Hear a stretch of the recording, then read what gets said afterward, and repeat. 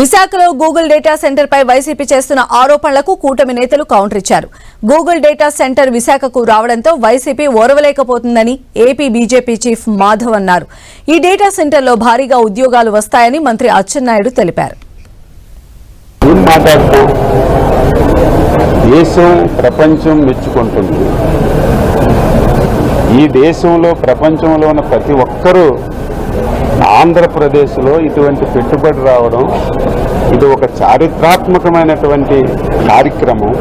ఇదేదో అచ్చెన్నాయుడు, చంద్రబాబు నాయుడు గారు, లోకేష్ బాబు చెప్పడం కాదు. సాక్షాత్తు ఈ దేశానికి ప్రాతినిధ్యం వహిస్తున్నటువంటి ప్రధానమంత్రి గారే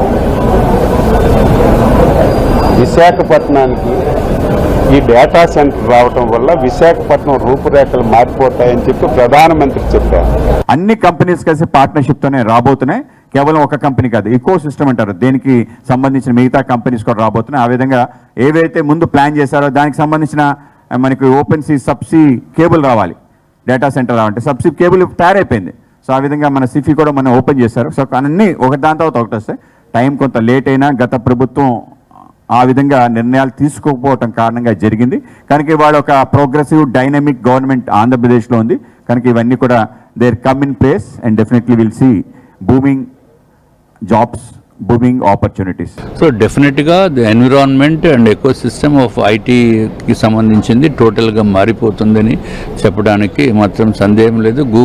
గూగుల్ సంస్థ విశాఖపట్నానికి వచ్చింది, వైజాగ్కి వచ్చింది, వైజాగ్ గ్లోబల్కి వెళ్ళింది. అంటే ప్రపంచంలోనే ఒక ప్రముఖ పట్టణంగా వైజాగ్ వెళ్ళిందని చెప్పడానికి ఏమాత్రం సందేహం లేదు. వైజాగ్ మీరు ఒక 5 years తర్వాత రూపురేఖలు మారిపోతాయి.